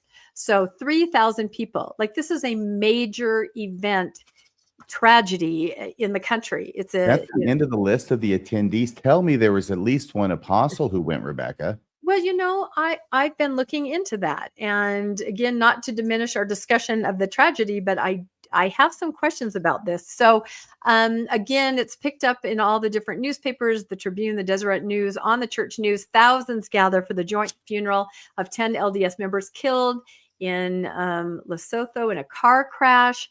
It says, this is what I wanted to get to. I'm not going to read every single one of these. If you guys want to, you can pause later and read. But here are the details. The crash killed 15 people and injured at least a dozen others, according to church officials. 10 of the deceased were leaders and young women of the local congregation. Here's the thing that surprised me. The branch president and his wife were killed. The branch president and his wife, in addition to a young woman's president, a counselor, and then, of course, the young women ranging in age from 12 to 16 years old. And the details kind of have trickled out. I did not realize that this branch was decimated by this crash. I want to use a different word other than tragic, but that is all I can think to say. So they have the memorial on Wednesday, and the person that presided there was sort of a local leader. And then they have the event on Saturday that's attended by 3,000 people and the prime minister, and it's presided over by an area 70, not a general authority, but an area 70. It says that let's see, the prime minister says, I give my undivided respect to all families who have been affected by this tragedy. We pray for those who are affected by this horrible tragedy. We are here to mourn with those that mourn. Our country is at a great loss. It is a painful time. So as I said, this is a national tragedy to them. The prime minister is in attendance. Everyone knows that this has happened, and the entire country is mourning. And let's see, there are 2,000 members of the church that are in that country. And like I said, this is one branch that was, completely decimated by this scenario. They also have an area chief that spoke, and he said, we wondered why God would not raise his mighty hand to comfort us, but everything that's been done in the wisdom of him who knoweth all things. I lack word to express how sorry I am, but I'd like to pass my sincere condolences to the families and the students and the teachers of these kids and everyone who is present today. And I say, may the souls of our brothers and sisters rest in eternal peace with our Father in heaven. So, they definitely tried to give some comfort and some peace. A young woman's president from a neighboring Latter-day Saint congregation said that she burst into tears and couldn't help but cry at the top of our lungs when they heard about the accident. I mean, this is impacting everyone in the area. But she says, of course, that she found comfort in the embrace of Jesus and pointed to his concern and continual care for everyone. And that was sort of the message, as it went on to say, let's find peace in the joy of the teachings of Jesus Christ. And this is a father of one of the daughters who was killed speaking. Let us raise our eyes on him. Let us look to him. Family will come to an end in this life. Friends come to an end, but the Lord remains the same today and forever. And may the peace of Christ abide with each one of you today. So definitely words of comfort. Now, here are a few more pictures. Like I said, they really put a lot of pictures out, and it's just absolutely so sobering and heartbreaking. But as I was reading through all these things and all these articles in different places, I kept looking for a statement or a presence from Salt Lake leadership, right? I'm talking upper leadership of the church. This is a national tragedy on the level that a prime minister would attend this. And I kept trying to read all the articles, and I couldn't find anything about any kind of representation, from church leadership. So I asked AI, to go out there and scour the articles, and it came back, several church leaders attended the funeral services for the victims, specifically the Area 70, and his name is listed there, presided at the funeral and spoke. So the most senior person will preside. So this is the most senior person that attended. This is not one of the 102 general authorities who are out there. This is one of the hundreds and hundreds of area authorities that are out there. And he presided there in that branch. And it also went on to say, let me go back here. This is AI again. It's important to note that while church leaders were present at the funeral and have expressed condolences from Salt Lake, the articles do not explicitly state whether any leaders from Salt Lake specifically traveled there for the event. And I couldn't find any either. And I looked at a lot of things. So AI, if they were there, we'd know it. I The think that church we would would make know sure it. we knew it. I is think what I mean. think that's really true, and I feel like when prime ministers are at events and things like that of this magnitude, I feel like usually there is a representation for you know, for church leadership. So then I started looking at, you know, have apostles attended other events that are tragic in this vein? And I had remembered this recent one in Utah where President Holland had shown up at the funeral of a young girl who had passed away, and he had, you know, spoken and kind of presided at that funeral there. I remembered an event from a decade ago that's hard for me to talk about because I have a personal connection to this, where 2 missionaries were killed by carbon monoxide poisoning. Yeah.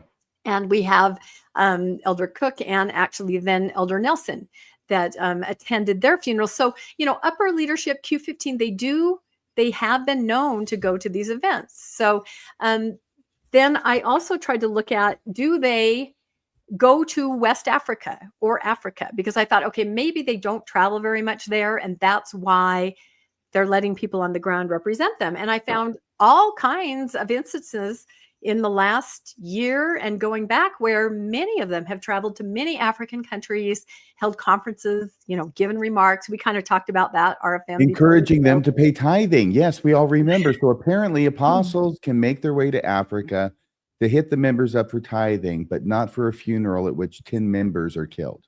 Didn't something crazy happen in Mozambique? That's right. That event in Mozambique where there was a robbery. So yeah, they do spend time in the African nation.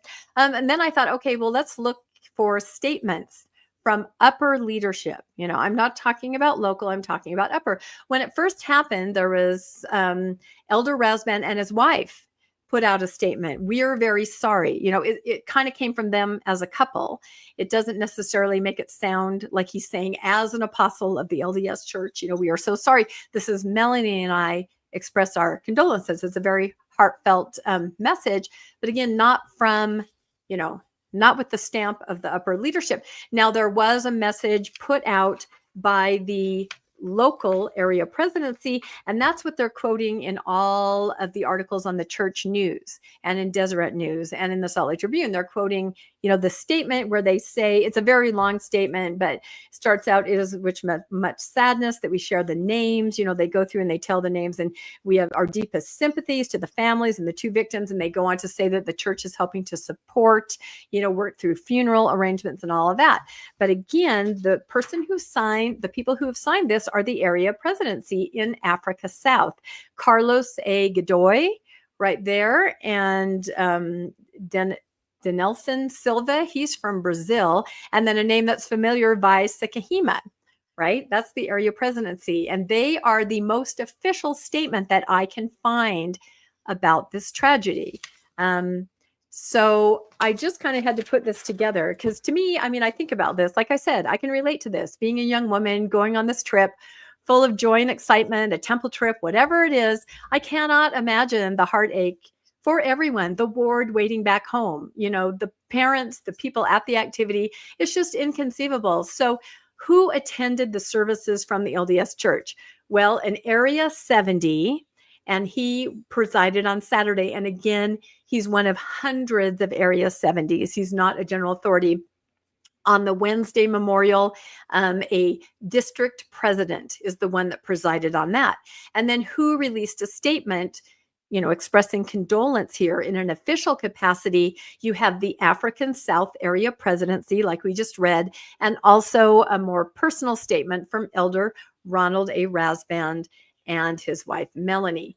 So I was very surprised by that because I kind of felt like, I don't know that we've ever had this kind of loss of life in the church. Can you think of any other time where it was something like this? This is a tragedy of epic levels. And I'm surprised that there isn't some kind of statement, you know, signed by the Q15 saying, we're so sorry. I don't know. What do you guys think? The Hans Mill Massacre and the Willie and Martin Handcart Company. Yeah. And yeah. that might be it. Yeah. But as far as something like this in modern day where, you know, I mean, missionaries are killed and they, you know, and that's tragic and horrible. Yeah. I just don't even like to read the news about that kind of stuff, but they do, you know, sometimes will say something, but I was just surprised at a gathering where there was a prime minister that the highest ranking LDS person was a 70. So I don't know.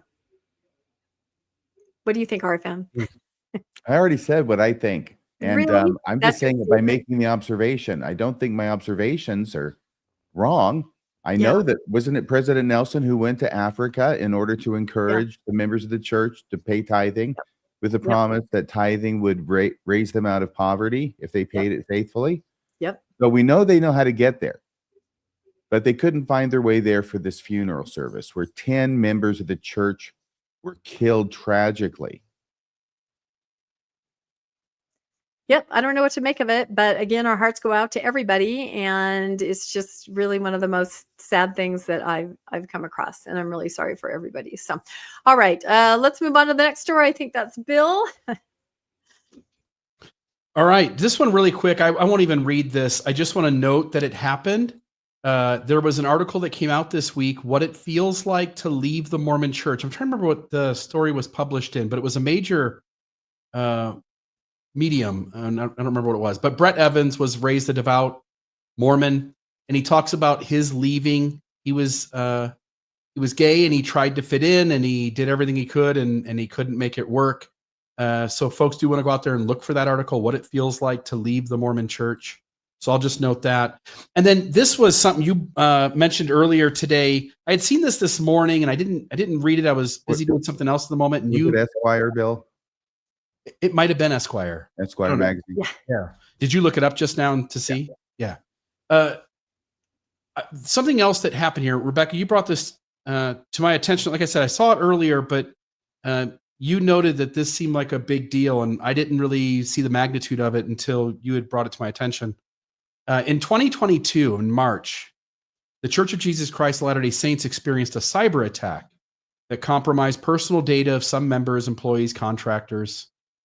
The church was working with law enforcement and cybersecurity experts trying to figure out what had gone wrong. And if you, the audience, are asking, why are we talking about an article from 2022? I just want to note the last sentence here, that the church encourages members to remain vigilant about their personal data security. On some level, maybe the church should start to remain vigilant about personal data security, because they ran into the problem again.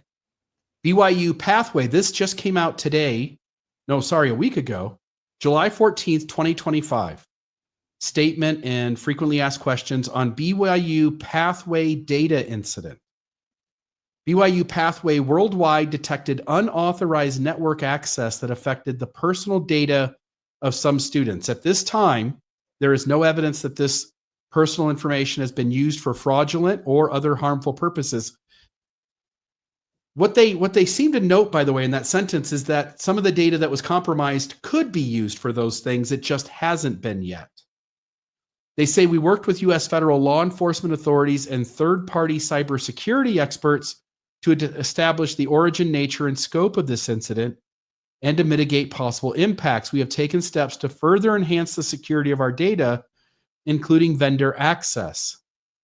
This incident has been reviewed with staff, and security measures have been re-emphasized to protect against similar incidents in the future. Our top priority is the privacy and security of our students. The church and its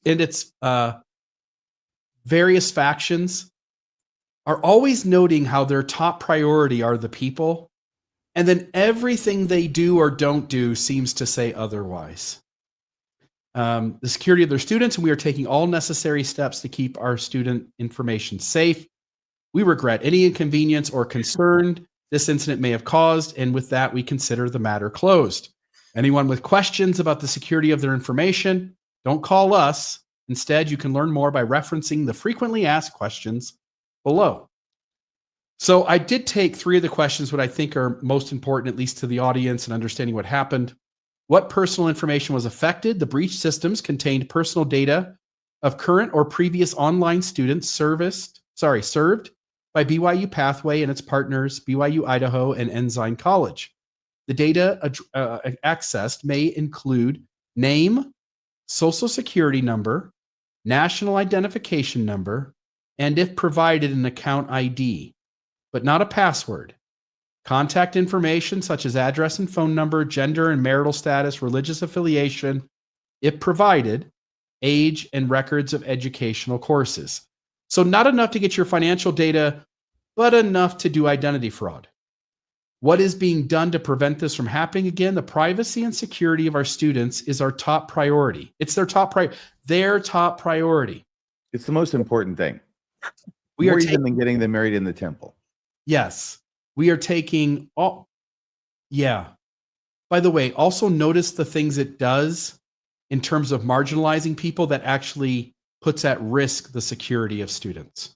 We are taking all necessary steps to protect their information, including working with staff and adding extra safeguards around system access. We've also been working with an external cybersecurity experts, U.S. federal law enforcement, and our legal team to further enhance the security of our data. And then lastly, was this incident related to BYU Pathway's new system transition? No, a vendor's account was compromised by an unknown third party. I want to note, by the way, they don't want to tell you what vendor, and they don't want to tell you the unknown third party. Well, third party was obviously the people that broke in, but they don't want to tell you the vendor. And I'm curious why the vendor would have access to all of that information. In other words, it seems like on the surface, and the church can correct me if I'm wrong, I'm sure they'll rush to do this. My hunch is that the church sold the information to the vendor so that the vendor could then do what vendors do, which is reach out to students and try to sell things that the church and the vendor have an agreement to do. I don't have a better explanation, because what the church is acknowledging is that the student gave their information to BYU Pathway, and BYU Pathway gave the information to the vendor. And then the vendor's system was compromised. So just FYI, a church that has this many billions of dollars apparently seems to be selling that information onward. I'll also note a church that has over $265 billion should have not only the best cybersecurity of maybe among any entity on the planet, but should also use that cybersecurity to implement tons of processes that have you having to go through a 2-step or 3-step verification anytime any of this info gets out. And apparently the church gave it to a vendor just willy-nilly. So your thoughts, you guys? Here's what I thought was interesting. I came across this article in Cyber News, right? Not the church website, not the church newsroom, Cyber News. And what you just showed is off of the BYU Pathway site. So unless you happen to go into BYU Pathways, I don't know that you would even know that your data, and we're talking about, we're talking about 25,000 students, right, whose data was compromised. I haven't found anything like the church newsroom saying Pathways compromised. You would have to go log on to, your Pathways website, and that's where you'd get that information. Cyber News, outside of the LDS world, is where they presented that. So I think that's kind of interesting. Shouldn't they be telling people? I once had an employer, and I found out 2 years later that they had been hacked and my W-2 had been stolen. Like, they knew it was taken. They knew all the information was on it. They never told me. I quickly froze my credit and all of this, but it gave them a couple years to be doing stuff. So I don't know what's going on. So it's a sensitive topic, but I feel like the church might need to get the word out a little bit more to people that this has happened. You think the church would have enough practice hiding shit by now? That they should be able to hide the shit that's supposed to be hidden. Yes. Yeah. No, they can't hide that. So they hide the fact that it got discovered and stolen from the people whose information it is. Yeah, I mean, maybe there's an article out there I didn't find, but I looked. The only one I could see was Cyber News. What kind of LDS Pathway student's going to come across that in Cyber News, right? Who doesn't get like a Mormon alert? You would think Cyber News might have a link in it to the Deseret News or the church website. And maybe it will come out, but I just feel like right now you would kind of, and I have friends that have done the pathway, moms that didn't graduate and went back. I feel like unless you happen to log on, and I don't even know if it's active students, like what if you've already graduated and you never are going to look at the pathway website again, right? But your information's still there. How are you going to know that your data was compromised? Unless from the Mormon Newscast, right? This is the second time in, not a super long period of time, second time in just a few years that the church has had a major data breach and people's personal information has gotten out. It reminds me, again, not to the extent, I'm not comparing these two to that degree, but I'm just noting this is a church that claims it's the gold standard against protecting children, and abuse seems to happen more prevalently in this faith than it does in many others. If the church really did want to prioritize the safety and security and personal information of its students and members, it has so much money it could easily do that. The steps I have to go through to get into my bank should be the same kind of steps one would have to go into to get your students' information. Yeah. I see. You mean a gold standard is supposed to be a good standard? It's supposed to be. Okay. Well, that's, I think, where the miscommunication was. Yeah, And well, then- we'll see.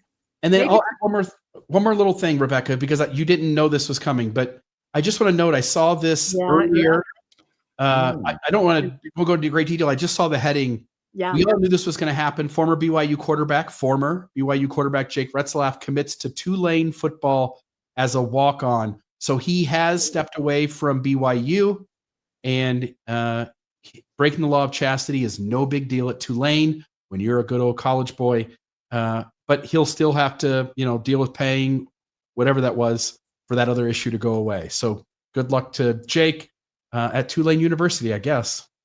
Well, I did notice in that article, I'm so glad you put that up, that they said that Tulane's Title IX office had to scrutinize everything that happened. They had to look at everything that happened, and they had to sign off on it. This is what happens to athletes that get caught in that BYU web of the honor code. Other universities may not quite understand. All we did is, something consensual. So they have to look at it. What I'm trying to say is, I think athletes may be a little stained going forward because people don't understand the dynamic of the school that they came out of. Where is Tulane? Sorry, I don't know. Oklahoma, isn't it? It's Oklahoma. Okay. Yeah, I was going to Google that and then didn't have a chance. But yeah, it's a cautionary tale to any athlete that involves itself with BYU is that here, the place that he chose, they had to do extra steps at the Title IX office to make sure everything's resolved. He's okay. He's not going to be a black mark on their university. So cautionary tale to any athlete at BYU. New Orleans. Okay. South of Oklahoma. See, I said it with a question mark because I don't know where all these universities are. I don't follow college sports. Yeah. Sorry, guys. If I go back to the previous story, doesn't it seem fair that if I'm a student, my information's been compromised? Don't I have a right to know what vendor that was and how that vendor got my information? I would think so. You have no rights. What are you talking about? You signed this away in the small print when you didn't check the box withdrawing the automatically given permission for them to sell your information to other unnamed vendors. Yeah. Well, I wonder if somebody in our audience knows someone who's involved in the Pathway program that, might want to contact them and say, hey, I want more information about what happened to my info. That might be interesting. Yeah. If anybody feels like doing it, do it. Let us know. Vendors do vend. Okay. Vendors have to vend. All right. I think we're almost done. I have one more last little thing I think that I added, unless you added anything else, Bill. Like I said, it's the news day where everything just kept coming, So I have to say that, of course, this week we have all been following the Coldplay Kiss Cam. I don't have to explain that. But of course, out there in the Mormon world, actually, I think I made both these memes. But is that just a massive screen out there over the stadium? Yeah. And A the idea, screen? yeah, for anybody who doesn't know, the concept is they highlight a couple in the audience randomly. And when the couple looks up and sees their face ginormous in front of the whole stadium, they're supposed to kiss. Right? Which is cute and really fun, unless you're not supposed to be at the concert together. And then what happens? Mormon missionaries. Exactly. Like in this case, both people kind of just like sunk into the floor, turned around. And oh my gosh, I'm sure you guys have been following this all weekend long. You have, sports games. Everybody's doing it. People are standing there. It's just hilarious. It's broken the internet. And they say that it's really bringing everybody together. Everyone's so polarized, but they can all agree on the comedy of this. Of course, the CEO has resigned, all this kind of stuff. But here we have Joseph Smith, because he'd be okay with that. And then I had to put this up, the Coldplay. Wait a second. Did you mention who these people are and that he's married? Well, I think people assume that, yeah, and of course the lead singer said, "Oh, those guys are really shy, or they're having an affair." You know, it was one of those kinds of things. Just He's the CEO, or is he HR and she's of the CEO astronomer. He's the of the CEO of same company? astronomer. Yep, and she is the He's married. She's, head I of don't think. HR. Yep, and then standing next to them is the recently promoted VP of HR.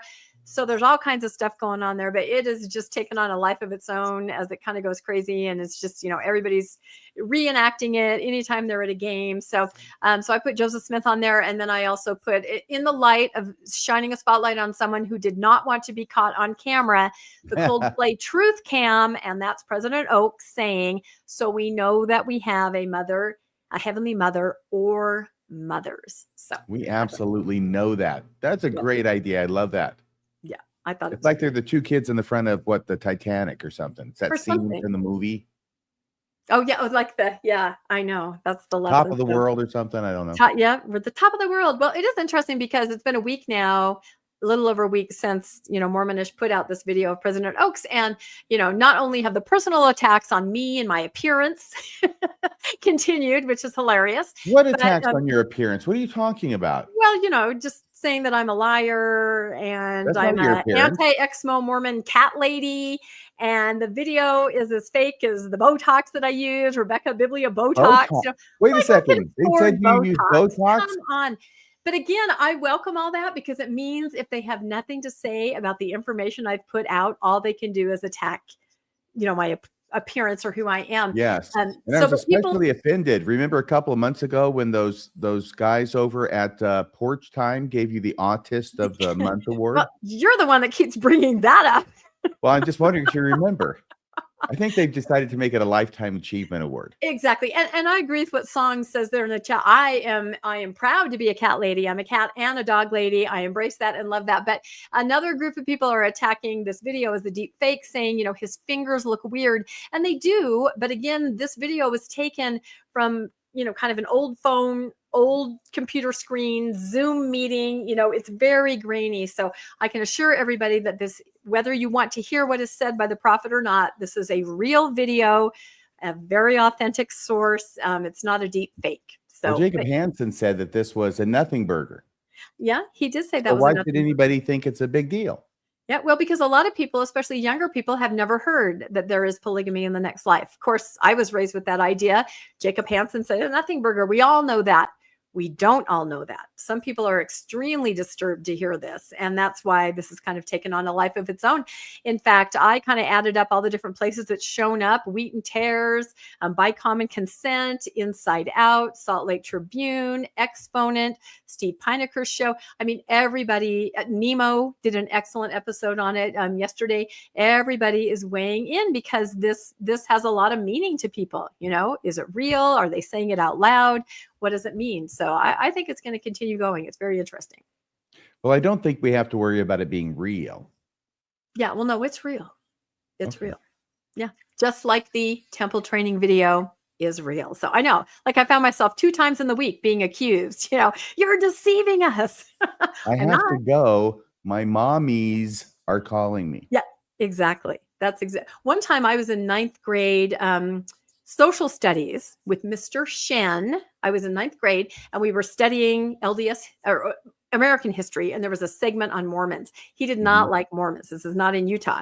And he said, Rebecca, you're a Mormon. Why don't you tell us about that? And I said, well, I don't know. I'll go home and ask my mothers. I thought it was a really funny joke. Did you say that? I did. I was funny even when I was 14. I know. It was really What did Mr. Shen say? Then I sunk down into my desk like the CEO, right? It was by the seashore. Yeah, well, I kind of got him because then I think he kind of realized, he goes, fine, all right, watch this film strip. And it was a very derogatory film strip, you know, beep, about the God makers. So yeah, but yeah, it was the God. It was not the God makers. That would have been hilarious. Oh my gosh. All right. Let's end and talk about what we're going to be doing this week coming up. I think we have a lot of really cool stuff on Mormon discussions. Why don't you take us through that? All right. So this was an episode we did last week. I just wanted to note I think we had a great conversation about some things tied to both the Oaks, Heavenly Mothers, and also Joseph Smith's predatory techniques on this last Mormonism After Dark. I thought it was a great conversation. Saturday, RFM, talk about your show that you put out. This is a real fun riff on 5 issues having to do with the war chapters in the Book of Mormon, where apologists try and find evidence for the Book of Mormon, or at least explain away problems that these chapters produce. And actually, it's really bad for the Book of Mormon here. The war chapters are the Book of Mormon's Waterloo. Yeah, there you go. So check that out. And then Rebecca? Yeah, we have an awesome episode coming up tomorrow night at 6 p.m. Mountain Time with, of course, Dr. Randy Bell. We'd love to have him on. We are going to be talking about the rebranding of the LDS Church again. We see this all over the place where they're dropping of Latter-day Saints and just calling it the Church of Jesus Christ. And Randy likes to point out, and he's going to bring the receipts on this episode, there are hundreds of the Church of Jesus Christ. How in the world do they think they're going to get away with this? So this is going to be fascinating, and it'll give everybody a lot to say if you have friends or relatives in the church that say we are the only Church of Jesus Christ. So we kind of go through the history of the name of the church, and then we talk about where it may be trying to go more mainstream Christianity in the future. Although, yeah, how can you really enter the mainstream if you admit you have heavenly mothers? Yeah, that's rough. And when you got a frat boy Jesus in your logo, because he looks like he's on its way to a toga party. Yeah, it's channeling a little bit of Jim Belushi there. That's exactly right. So, oh, and then I think you wanted to bring this up, Bill or RFM, whichever one of you put this in here. And this is great. Excellent. Yeah. Thank you so much. This Wednesday on Mormonism Live is going to be the religious business. We've had Nathan Opfel, who is the director, producer, guy in charge of this show. We had him on the show a few months ago in preparation, but it is now about to be released. This thing says, this tag, what do you call it? This thumbnail says coming. It's a 7-part docuseries coming Easter 2025. Well, that's not Easter anymore. It's actually coming out here this month in July of 2025. We're going to have him on in 2 days to talk about it and what this was like to get this thing up on the screen. I believe that there's going to be a cinematic presentation that he can tell us about in Salt Lake City. That's going to happen too later on this month. And I think it's going to be on the 25th. I believe it's this Friday.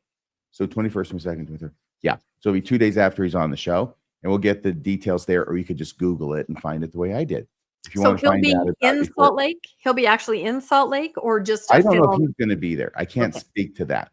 Okay. He certainly might be, but I don't know. Okay. The movie's going to be shown. I think maybe all 7 parts. Yeah, anyway, he's going to be on our show Wednesday. We're going to get all the deets on this incredible show about, the religion business. It's an incredible business, this religion. If you don't have ethics and you just want to make some money, this is a great place to go. And some do it better than others. Yes. Yeah. And with what we discussed last week, the IRS saying, you're okay, just act like a business. Go ahead. You can promote people. You can, it's only going to get more and more interesting. So, all right, we'll put information out about that for sure, because that'll be really fascinating for all of us. And I think that's it. I think we covered it, and we ended it a little bit early, even though we had so much news. So thank you, Bill. Thank you, RFM. And we will see everybody next Monday, same time, same crew, 6 p.m. We'll see you guys next time. Bye-bye. That's a wrap for this week's edition of the Mormon Newscast. We appreciate you tuning in and sharing this time with us. Keep the conversation going and stay informed on all things Mormonism. Until next week, wishing you peace and joy. See you next Monday at 6 p.m. on the Mormon Newscast.